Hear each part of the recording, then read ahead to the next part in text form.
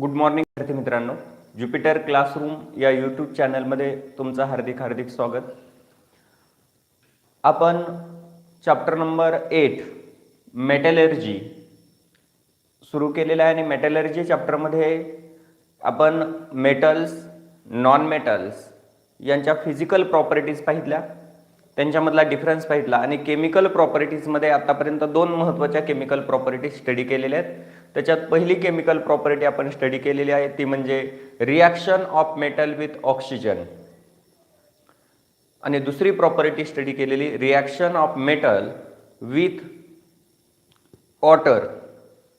आता आपल्याला third property study करायची ती म्हणजे reaction of metal with acid.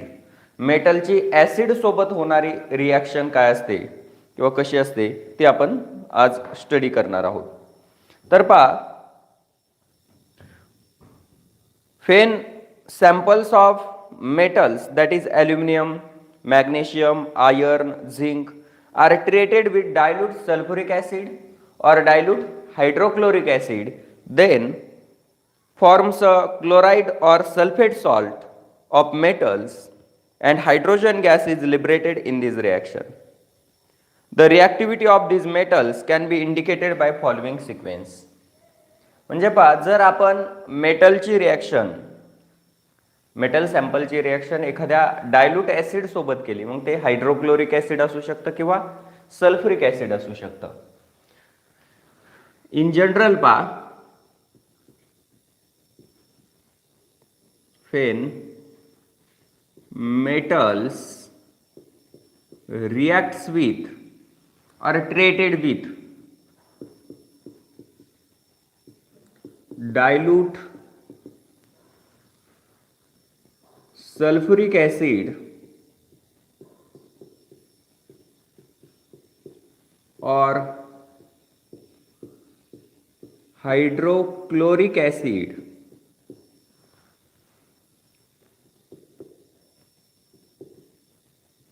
then forms a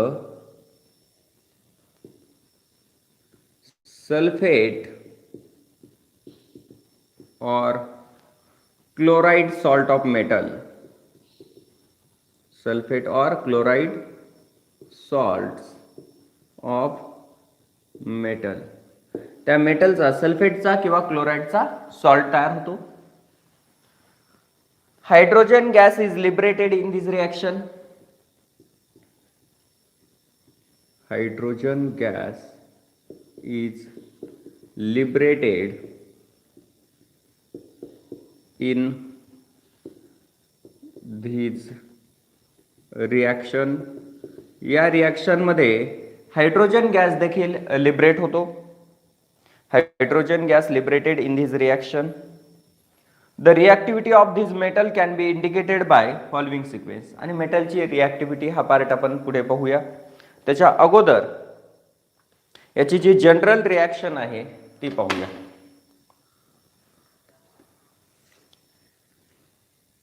म्हणजे मेटल आणि ऍसिड यांची जर रिॲक्शन झाली तर काय प्रोडक्ट तयार होतात.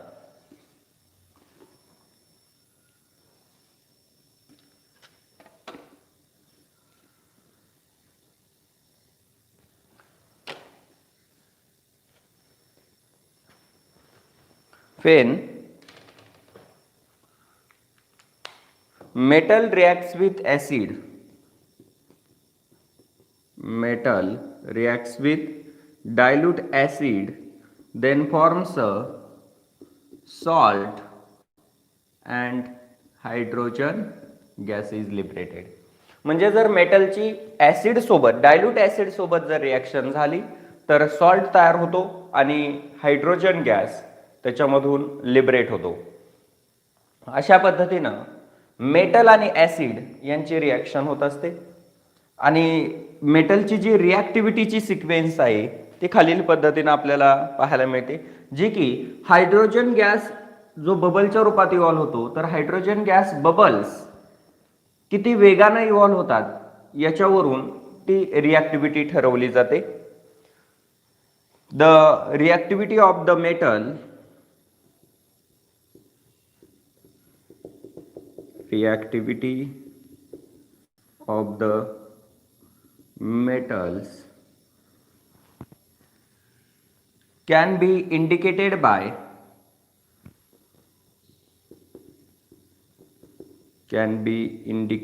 by the following sequence.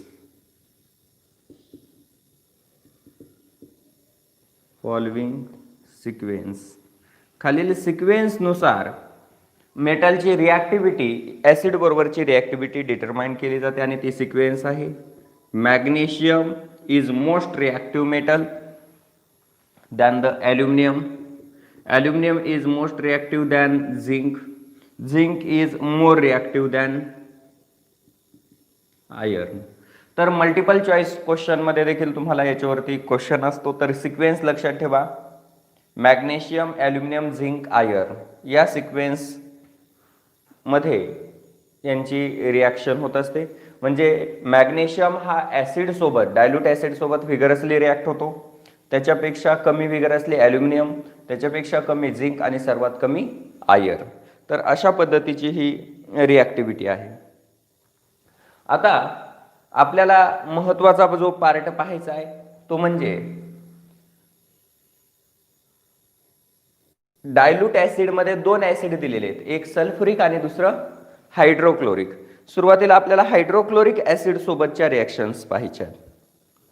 सुरुवातीला कोणत्या रिॲक्शन्स पाहायच्यात? हायड्रोक्लोरिक ऍसिड सोबत होणाऱ्या reactions. Reaction with dilute hydrochloric acid. याच्यात फर्स्ट पॉइंट पाहूया. Reaction with dilute HCl. Reaction with dilute HCl, dilute hydrochloric acid. म्हणजे मेटलची डायल्यूट हायड्रोक्लोरिक ऍसिड सोबत होणारी रिॲक्शन. मेटलची डायल्यूट हायड्रोक्लोरिक ऍसिड सोबत रिॲक्शन कशी होते ते पाहूया.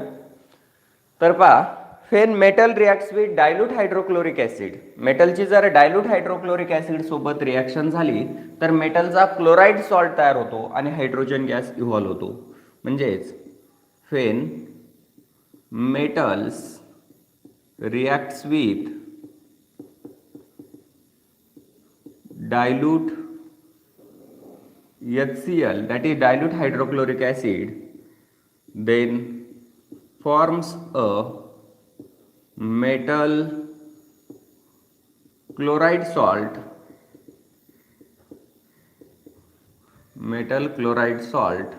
and hydrogen gas is evolved. पहा, जेव्हा मेटलची रिॲक्शन डायल्यूट हायड्रोक्लोरिक ऍसिड सोबत होते, when metals reacts with dilute hydrochloric acid, then forms a metal chloride salt and hydrogen gas is evolved. That is, metal reacts with dilute HCl,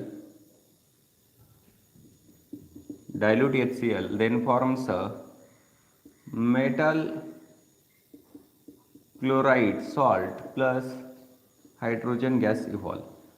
अशा पद्धतीनं मेटलची dilute HCl बरोबर म्हणजेच hydrochloric acid सोबत reaction होते. when metal reacts with dilute hydrochloric acid, then forms a metal chloride salt and hydrogen gas is evolved. आता याचे काही examples पाहूया. फॉर एक्झाम्पल पहा, फर्स्ट याचे काही स्टेटमेंट मी देत नाहीये, फक्त इक्वेशन पाहूया. फर्स्ट मेटल आहे magnesium. when magnesium metal reacts with dilute hydrochloric acid, that is HCl, in a aqueous state. Dilute आहे म्हणजे aqueous आहे. when magnesium reacts with dilute hydrochloric acid, then forms a magnesium chloride salt. कोणता salt तयार होतो? aqueous salt of magnesium chloride. Magnesium क्लोराइडचा aqueous salt तयार होतो आणि त्याच्यातून hydrogen gas is evolve. Hydrogen gas हा इव्हॉल्व्ह होतो. म्हणजे याचं स्टेटमेंट काय होईल? When magnesium metal reacts with dilute hydrochloric acid then forms a aqueous solution of magnesium chloride salt and hydrogen gas is evolved. Second example पाहूया magnesium नंतरचं aluminium मेटलचं. When aluminium metal reacts with dilute hydrochloric acid then forms a aluminum chloride salt, then forms a aqueous salt of aluminum chloride and hydrogen gas is evolved. आणि या ठिकाणी hydrogen gas देखील evolve होतो. म्हणजेच पहा याचं statement असं होईल when aluminium metal reacts with dilute hydrochloric acid then forms a aluminium chloride salt and hydrogen gas is evolve. Then third statement, third example पहा iron. When iron reacts with dilute hydrochloric acid, when iron reacts with dilute hydrochloric acid then forms a aqueous solution of iron chloride salt and hydrogen gas is evolved. And next example 4, when zinc metal reacts with dilute hydrochloric acid then forms a zinc chloride salt, aqueous salt of zinc chloride and hydrogen gas is evolved. तर अशा पद्धतीनं मेटलची जर dilute hydrochloric acid सोबत reaction झाली तर त्या मेटलचे aqueous chloride salt तयार होतात आणि त्याच्यातून हायड्रोजन गॅस इव्हॉल्व्ह होतो. तर ही आहे reaction of metal with dilute hydrochloric acid. याचा एक स्क्रीनशॉट घ्यायचा आहे.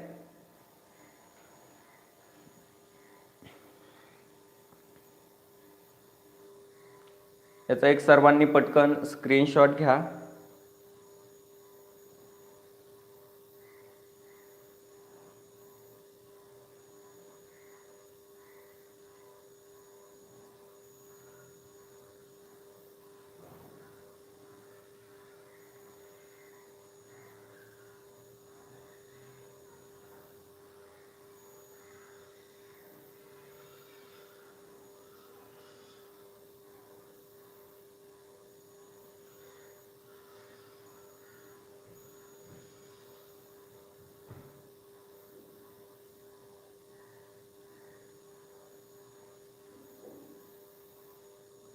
ठीक आहे. आता याच्यानंतर reaction with dilute sulphuric acid पाहूया. डायल्यूट सल्फ्युरिक ऍसिड सोबत होणारी मेटलची रिॲक्शन. तर पहा मेटल जर ऍसिड सोबत रिॲक्ट झाले डायल्यूट ऍसिड सोबत तर प्रत्येक वेळी सॉल्ट तयार होतो आणि हायड्रोजन गॅस इव्हॉल्व्ह होतो. इथं आपण एक्झाम्पल पाहितले की मेटलची जर डायल्यूट हायड्रोक्लोरिक ऍसिड सोबत रिॲक्शन केली तर मेटलचे सर्व chloride salt magnesium chloride, aluminium chloride, iron chloride, zinc chloride असे मेटलचे क्लोराइड सॉल्ट तयार होऊन हायड्रोजन गॅस इव्हॉल्व्ह होतो. आता याच्यानंतर second reaction with sulphuric acid पाहू. Reaction with sulphuric acid.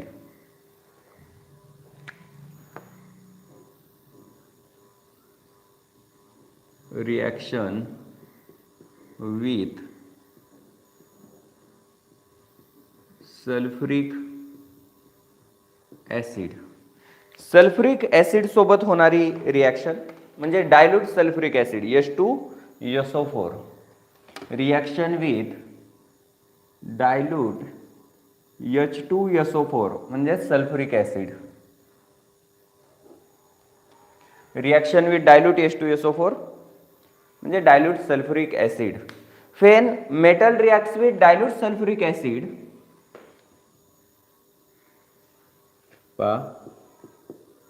when metals reacts with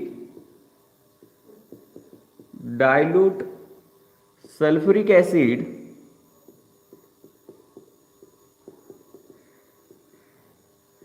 then forms a metal sulfate salt and hydrogen gas liberated. म्हणजे पहा, मेटलची जर डायल्यूट सल्फ्युरिक ऍसिड सोबत रिएक्शन झाली, तर मेटलचा सल्फेट सॉल्ट तयार होतो आणि त्याच्यातून हायड्रोजन गॅस इव्हॉल्व होतो. Metal reacts with dilute sulphuric acid then forms a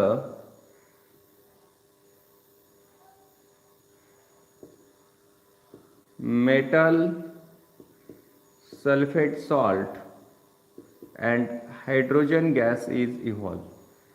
तर अशा पद्धतीनं मेटलची डायल्यूट सल्फ्युरिक ऍसिड सोबत जर रिएक्शन झाली तर त्या मेटलचा सल्फेट सॉल्ट तयार होतो आणि त्याच्यामधून हायड्रोजन गॅस इव्हॉल्व होतो.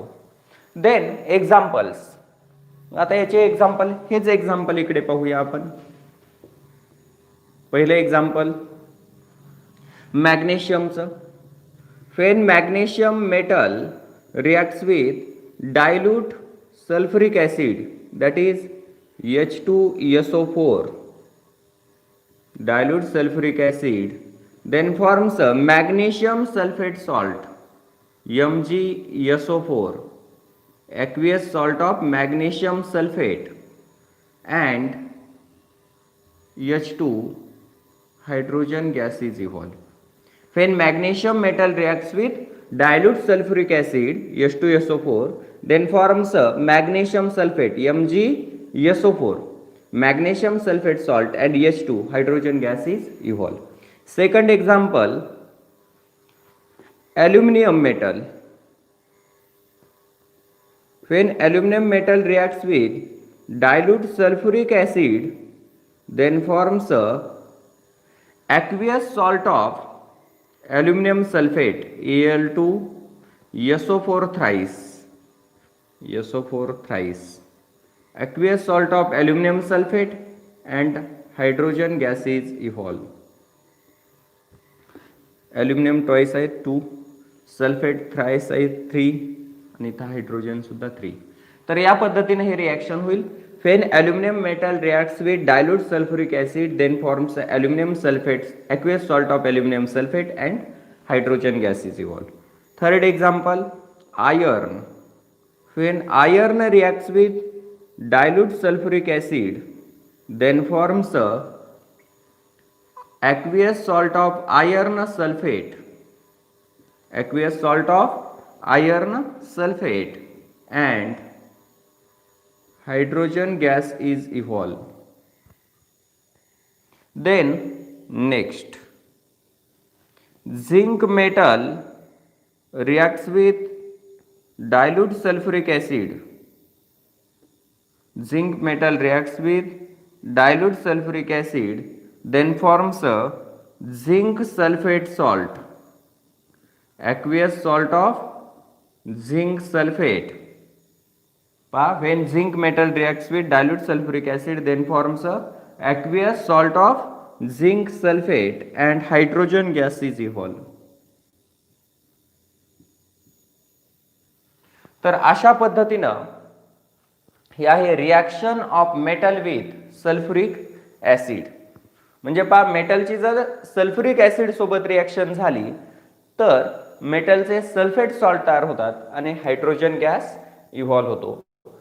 तर या पद्धतीनं आपण इथं reaction of metal with hydrochloric acid आणि सल्फ्युरिक ऍसिड या दोन्ही ऍसिड सोबत होणाऱ्या रिॲक्शन आणि त्याचे एक्झाम्पल्स देखील पाहितलेले आहेत. तर याच्यानंतर आता आहे reaction of metal with nitric acid. मेटलची नायट्रिक ऍसिड सोबत होणारी रिॲक्शन कशी आहे ती देखील आपल्याला पाहायची. तर reaction of metal with nitric acid तो पॉइंट पाहूया.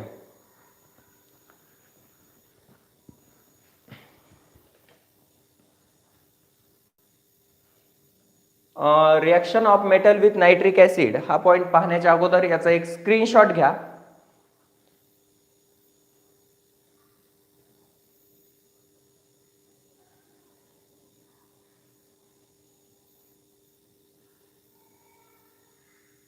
झालं?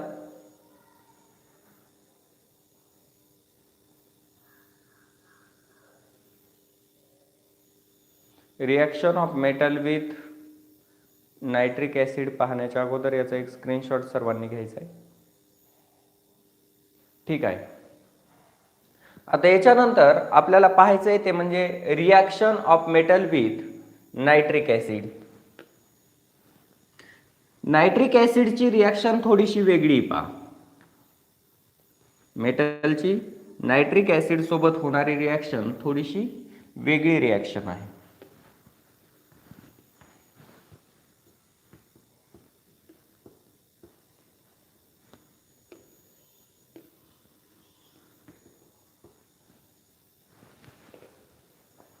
Reaction with nitric acid.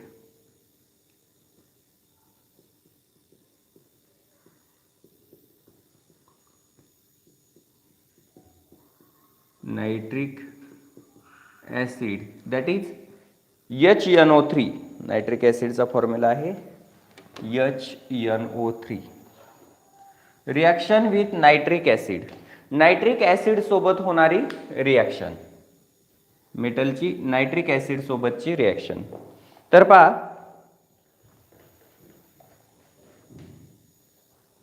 when metal reacts with nitric acid then forms a nitrate salt of metals. When metals reacts with nitric acid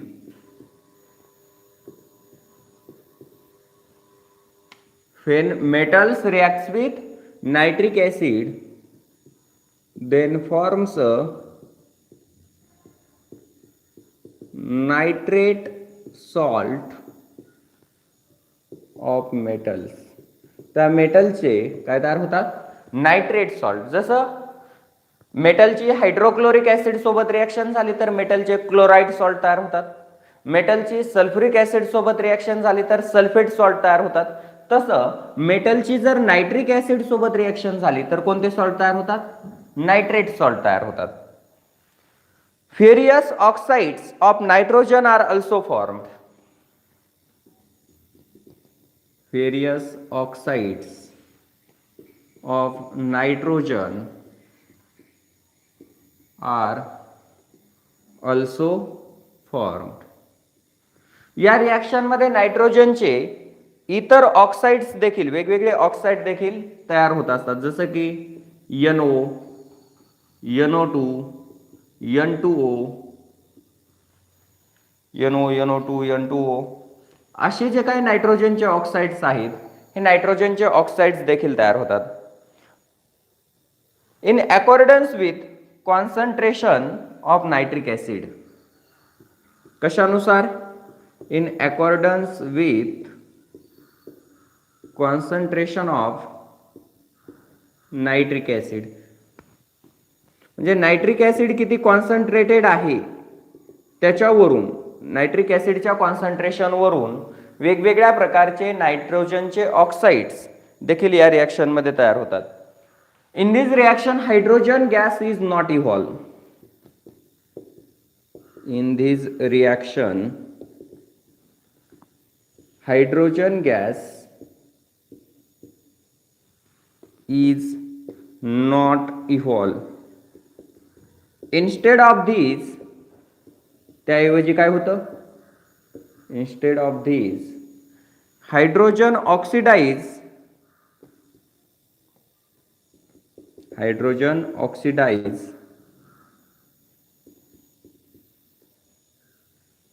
to forms a water. म्हणजे पहा, जेव्हा मेटलची nitric acid सोबत reaction होते तेव्हा मेटलचे nitrate salt तयार होतात. त्याचबरोबर वेगवेगळे नायट्रिक ऍसिडच्या कॉन्सन्ट्रेशनवरून नायट्रोजनचे ऑक्साइड्स तयार होतात जसं की nitrogen monoxide, nitrogen dioxide, nitrous oxide असे नायट्रोजनचे वेगवेगळे ऑक्साईड्स तयार होतात आणि या रिॲक्शनमध्ये हायड्रोजन गॅस इव्हॉल्व्ह होत नाही.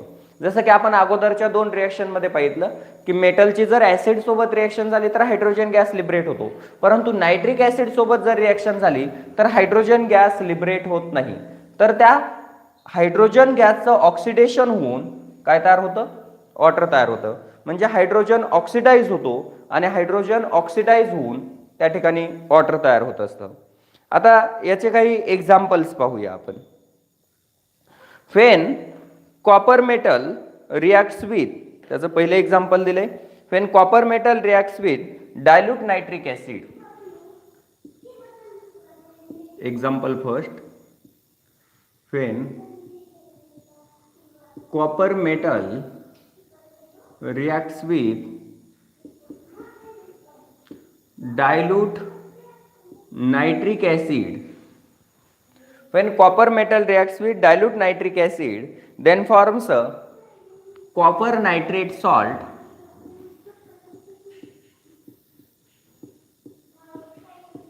copper nitrate salt, copper nitrate salt, nitrogen monoxide, nitrogen monoxide and water. पहा काय काय तयार होतं जेव्हा कॉपरची रिॲक्शन ही डायल्यूट नायट्रिक ऍसिड सोबत होते तेव्हा त्या ठिकाणी कॉपर नायट्रेट सॉल्ट तयार होतो, नायट्रोजन मोनॉक्साईड गॅस तयार होतो आणि वॉटर तयार होतं. तर copper reacts with dilute nitric acid, copper हा solid metal reacts with dilute nitric acid. When copper metal reacts with dilute nitric acid, then forms a copper nitrate salt. कोणता salt तयार होतोय? Copper nitrate salt, that is CuNO3 twice. Copper aqueous salt of copper nitrate plus nitrogen monoxide gas and water, H2O, 4 molecule of water. वॉटरचे 4 molecule तयार होतात. तर अशा पद्धतीनं कॉपरची नायट्रिक ऍसिड सोबत रिॲक्शन होते. When copper reacts with dilute nitric acid then forms a copper nitrate salt, nitrogen monoxide gas and water. त्याच्यानंतर जर आपण नायट्रिक ऍसिडची मेटलची कॉन्सन्ट्रेटेड ऍसिड सोबत रिॲक्शन केली तर काय होतं पहा. याच मेटलची कॉन्सन्ट्रेटेड ऍसिड सोबत रिॲक्शन झाल्यानंतर काय होतं? When copper metal reacts with concentrated nitric acid, when copper metal reacts with concentrated nitric acid then forms a copper nitrate salt,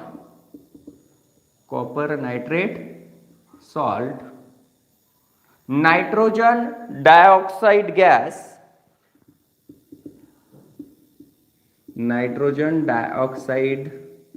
gas, and water.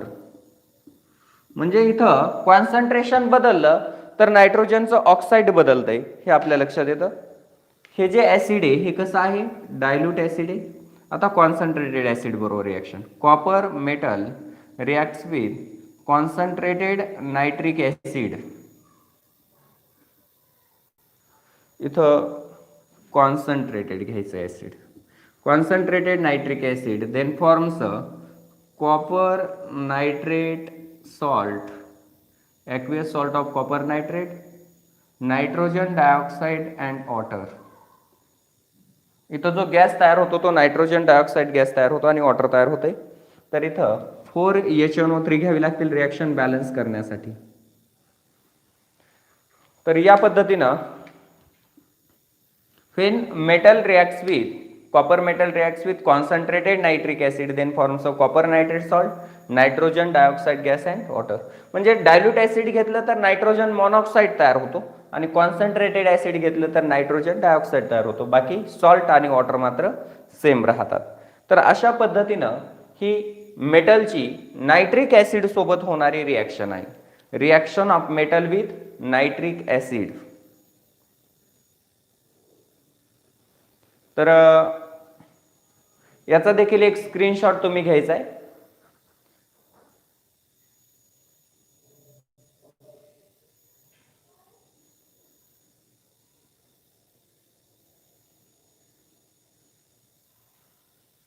ठीक आहे. आता याच्यानंतर इथे एक महत्वाची नोट लक्षात ठेवायची. पहा, जर मॅग्नेशियम आणि मॅग्नीज मेटल, पहा मॅग्नेशियम आणि मॅग्नीज मेटल हे दोनच मेटल असे आहेत, त्यांची जर नायट्रिक ऍसिड सोबत रिॲक्शन झाली तर इथं जे वॉटर तयार होते त्या मॅग्नेशियम आणि मॅग्नीज मेटलची रिॲक्शन झाल्यानंतर वॉटर तयार होत नाही, तर हायड्रोजन गॅस इव्हॉल्व होतो.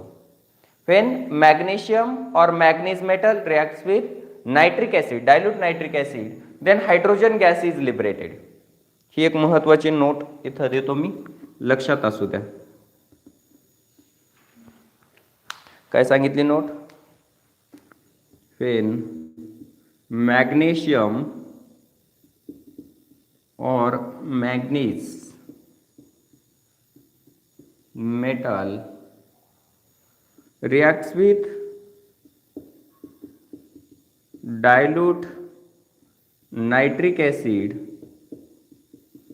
then hydrogen gas is evolved. जर मॅग्नेशियम किंवा मॅग्नीज मेटलची रिॲक्शन जर नायट्रिक ऍसिड सोबत झाली तर मात्र हायड्रोजन गॅस इव्हॉल्व होतो. म्हणजे हे दोन मेटल जे आहेत ते आणखी नायट्रिक ऍसिडशी वेगळ्या पद्धतीने रिॲक्ट होतात. तर अशा पद्धतीनं ही reaction of metal with acid हा पार्ट आपला कंप्लीट झालेला आहे. याचा तुम्ही एक स्क्रीनशॉट घेतलेला असेल. तर आता नेक्स्ट पॉइंट आपल्याला पाहायचा आहे. पहा, सर्वांनी स्क्रीनशॉट घेतला याचा?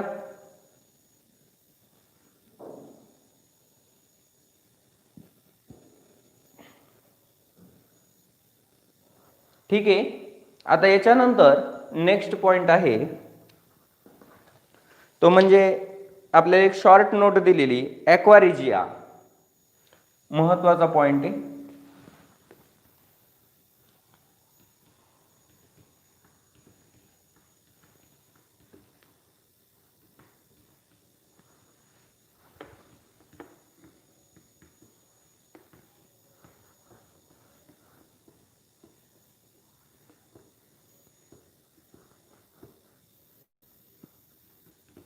ॲक्वारिजिया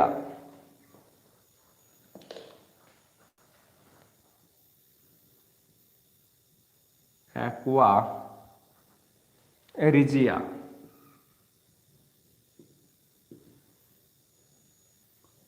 ॲक्वारिजिया जे आहे त्याला मराठीमध्ये म्हटलं जातं आम्लराज.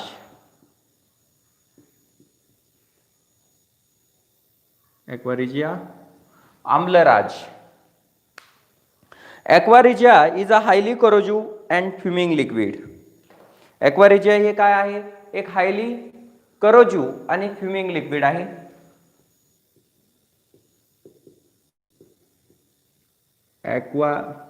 Aqua regia is highly corrosive and fuming liquid.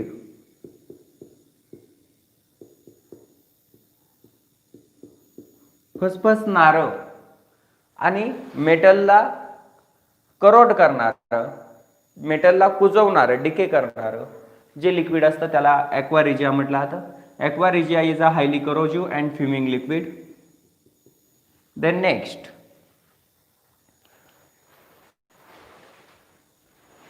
it is one of the few reagent which can dissolve the noble metal like gold and platinum. That is, aqua regia is used to dissolve gold and platinum metal. Gold आणि platinum सारखे जे noble metals आहेत, gold आणि platinum सारखे noble metal dissolve करण्यासाठी या ॲक्वारिजियाचा वापर केला जातो. Then next, aqua regia is a freshly prepared mixture of aqua regia is freshly prepared mixture of concentrated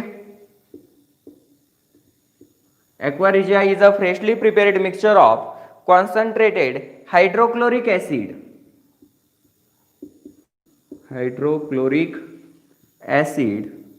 and concentrated nitric acid, concentrated hydrochloric acid and concentrated nitric acid in 3:1 ratio. म्हणजे पहा, concentrated hydrochloric acid आणि concentrated nitric acid यांचं 3:1 या प्रमाणात तयार केलेलं जे काही फ्रेशली प्रिपेअर्ड मिक्सचर असतं, त्या फ्रेशली प्रिपेअर्ड मिक्सचरला ॲक्वारिजिया म्हटलं जातं. तर पहा, ॲक्वारिजिया हे हायली करोजिव्ह आणि फ्युमिंग लिक्विड आहे. त्याचा उपयोग गोल्ड आणि प्लॅटिनम सारखे नोबल मेटल डिझॉल्व करण्यासाठी केला जातो. आणि ते कसं तयार केलं जातं, तर कॉन्सन्ट्रेटेड हायड्रोक्लोरिक ऍसिड आणि कॉन्सन्ट्रेटेड नायट्रिक ऍसिड याचं 3:1 म्हणजे 3% हायड्रोक्लोरिक ऍसिड आणि 1% नायट्रिक ऍसिड यांचं केलेलं मिक्सचर, फ्रेशली प्रिपेअर्ड मिक्सचर म्हणजेच ॲक्वारिजिया असतो. तर ही एक शॉर्ट नोट आहे. व्हॉट इज द ॲक्वारिजिया असा 2 मार्कचा क्वेश्चन तुम्हाला विचारला जातो. And where it is used, aqua regia कुठं वापरला जातो. तर याचा देखील एक स्क्रीनशॉट घ्या. आता याच्यानंतर नेक्स्ट पार्ट आहे पहा, तो म्हणजे reaction of metal with salt of other metals. 5 नंबरची महत्वाची कॅरेक्टरिस्टिक प्रॉपर्टी आहे.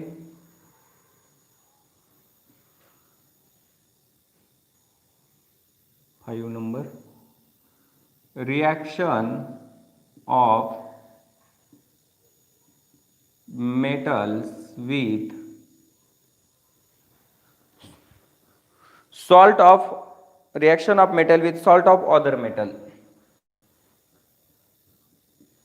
salt solution of other metals. Reaction of metal with salt solution of other metal, मेटलची इतर मेटलच्या सॉल्ट सोल्युशन सोबत होणारी रिॲक्शन, मेटलची इतर मेटलच्या सॉल्ट सोल्युशन सोबत होणारी reaction. Reaction of metal with salt solution of other metal. When metal reacts with salt solution of other metal, then displacement reaction is takes place. When metals reacts with salt solution, when metals reacts with salt solution of other metals, then displacement reaction is takes place. Displacement reaction is takes place. तेव्हा त्या ठिकाणी displacement reaction म्हणजे विस्थापन अभिक्रिया घडून येते, जी आपण 3rd chapter मध्ये स्टडी केलेली आहे. इन दिस रिॲक्शन, या डिस्प्लेसमेंट रिॲक्शन मध्ये काय होतं, in this reaction more reactive metal displace the less reactive metal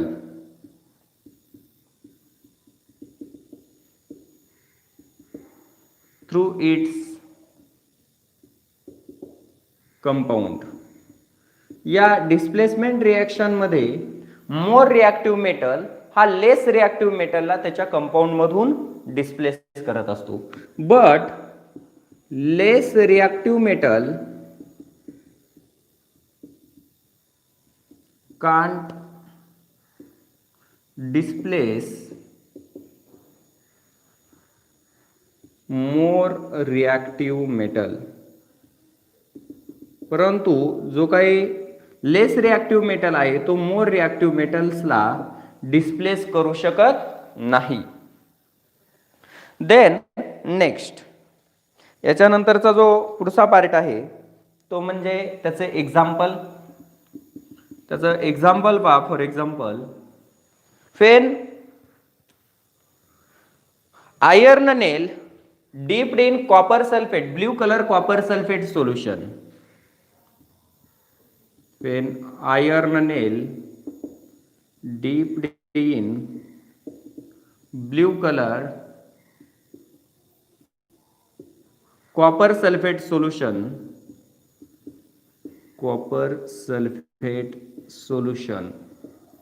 when iron nail dipped in blue colored copper sulfate solution then forms a iron sulfate and copper get displaced. म्हणजे पहा iron नेल जर आपण blue colour copper sulphate solution मध्ये deep केला, iron nail dipped in blue colour copper sulfate solution then forms a iron sulfate FeSO4 aqueous solution of iron sulfate and copper get displaced. तर अशा पद्धतीनं या ठिकाणी आयर्ननं या कॉपरला त्याच्या सोल्युशन मधून त्या कंपाऊंड मधून डिस्प्लेस केलेले आहे. म्हणजेच आयर्न हा मोर रिॲक्टिव्ह मेटल कॉपर या लेस रिॲक्टिव्ह मेटलला त्याच्या कंपाऊंड मधून डिस्प्लेस करतो. तर अशा प्रकारची जी रिॲक्शन असते या रिॲक्शन म्हणजे मोर रिॲक्टिव्ह मेटल जर लेस रिॲक्टिव्ह मेटलच्या सॉल्ट सोल्युशन सोबत रिॲक्ट झाला तर त्या ठिकाणी डिस्प्लेसमेंट रिॲक्शन होते. याच्या विरुद्ध जर आपण copper wire iron sulphate solution मध्ये डिप केला तर मात्र कुठलाही चेंज आपल्याला पाहायला मिळत नाही. म्हणजेच when copper wire dipped in iron sulfate solution, aqueous solution of iron sulfate, then there is no any change takes place. That is less reactive metal can't displace the more reactive metal. Less reactive metal हा more reactive metal ला displace करू शकत नाही हे आपल्या लक्षात येईल. तर कॉपर हा आयर्न सल्फेट मधील आयर्नला डिस्प्लेस करत नाही कारण लेस रिॲक्टिव्ह मेटल हा मोर रिॲक्टिव्ह मेटलला डिस्प्लेस करत नाही. तर अशा पद्धतीनं आज आपण केमिकल प्रॉपर्टीज ज्या होत्या मेटलच्या त्या सर्वच्या सर्व कंप्लीट केलेल्या आहेत. याचा देखील एक स्क्रीनशॉट तुम्ही घ्यायचा आहे.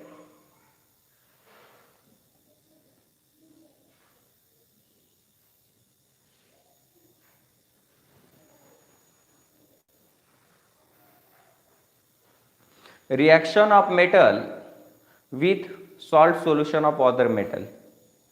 मेटलची इतर मेटलच्या सॉल्ट सोल्युशन सोबत होणारी रिॲक्शन.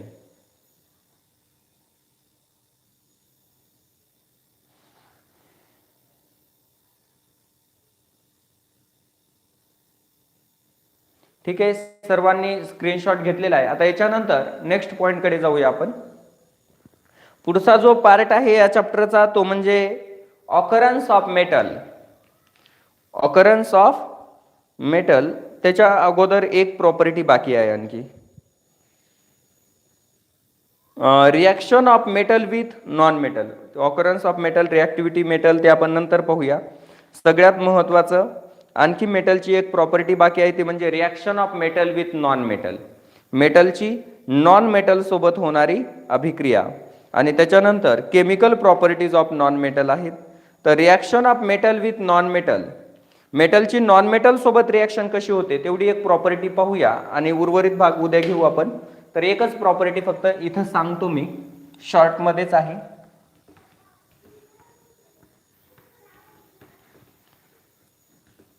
पुढची प्रॉपर्टी आहे reaction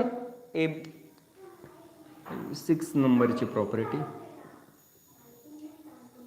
reaction of metal with non metal. Reaction of metal with non metal, मेटलची नॉन मेटल सोबत होणारी अभिक्रिया. Reaction of metal with non metal. तर पहा, when metal reacts with non metal, जे नोबल गॅसेस एलिमेंट असतात पहा, noble gases element does not takes part in a chemical reaction. Noble gases element हे chemical reaction मध्ये सहभागी होत नाहीत. त्याचं कारण आहे the duplet and octet state of this noble gases element is already completed. Noble gases एलिमेंटची द्विक आणि अष्टक स्थिती जी असते, ड्युप्लीट आणि ऑक्टेट स्टेट असते, ती ऑलरेडी कंप्लीट असते. आणि ड्युप्लीट आणि ऑक्टेट स्टेट कंप्लीट असल्यामुळे they neither gain nor lost the electrons in chemical reaction. म्हणजे केमिकल रिॲक्शन मध्ये नोबल गॅसेस एलिमेंट इलेक्ट्रॉन देतही नाहीत आणि घेतही नाहीत. म्हणजेच त्यांची कंबायनिंग कॅपॅसिटी जी असते ती 0 असते. आणि कंबायनिंग कॅपॅसिटी 0 असल्यामुळे ते केमिकल रिॲक्शन मध्ये सहभागी होत नाहीत. The metals have ability to lose electrons. Metals मध्ये इलेक्ट्रॉन लूज करण्याची ability असते. When metal lose the electrons in chemical reaction to forms a positively charged ion called cation. जेव्हा मेटल केमिकल रिॲक्शन मध्ये electron lose करतात तेव्हा positive charge असणारे ion तयार होतात, ज्याला कटायन म्हटलं जातं.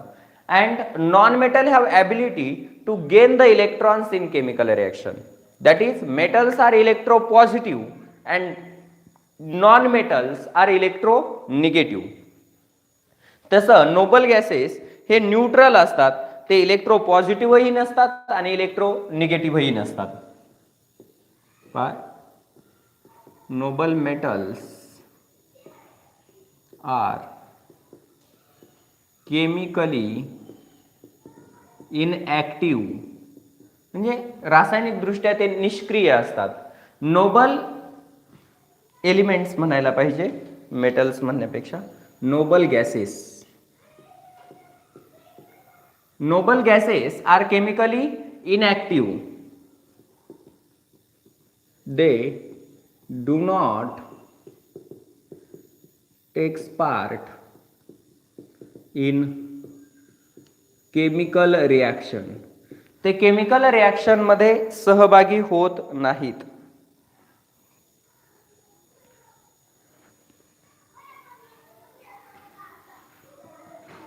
The metals are electropositive. तर मेटल्स हे इलेक्ट्रोपॉझिटिव्ह असतात. The metals are electropositive, so they lose electrons in chemical reaction and forms a positively charged ions. म्हणजे पहा, मेटल हे इलेक्ट्रोपॉझिटिव्ह असतात, ते केमिकल रिॲक्शन मध्ये इलेक्ट्रॉन लूज करतात आणि पॉझिटिव्हली चार्ज आयन्स तयार करतात. The non-metals are electronegative. Non-metals are electronegative, so they gain electrons in chemical reaction and forms a negatively charged ion. पण नॉन मेटल हे इलेक्ट्रोनिगेटिव्ह असतात, ते केमिकल रिॲक्शन मध्ये इलेक्ट्रॉन घेतात आणि निगेटिव्हली चार्ज आयन तयार करतात. जेव्हा मेटल आणि नॉन मेटल एकमेकांशी रिॲक्ट होतात तेव्हा मेटल इलेक्ट्रॉन लूज करतात आणि ते लूज केलेले इलेक्ट्रॉन नॉन मेटल गेन करतात आणि त्याच्यातून अपोजिटली चार्जड आयन्स तयार होतात आणि ते आयन एकमेकांना अट्रॅक्ट करून आयोनिक कंपाऊंड तयार करतात. म्हणजेच फेन metals reacts with non-metal. When metal reacts with non-metal, then forms ionic compounds.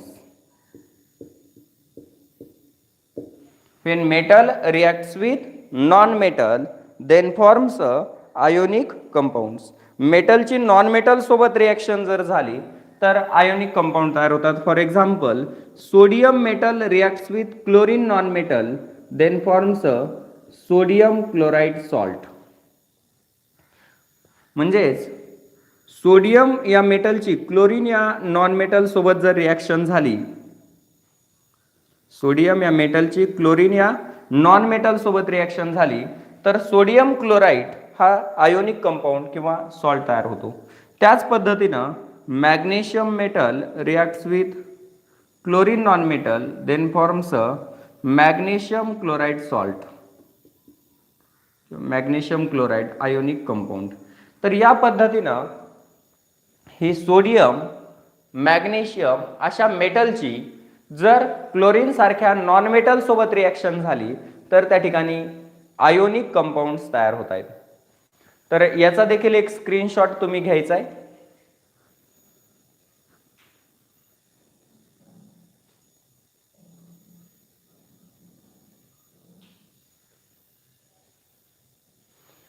ठीक आहे. तर इथं आपण मेटलच्या केमिकल प्रॉपर्टीजचा जो पार्ट होता, केमिकल प्रॉपर्टीज ऑफ मेटल, तो पार्ट आपण कंप्लीट केलेला आहे. आणि आता याच्यानंतर chemical properties of non metal तो पार्ट आहे.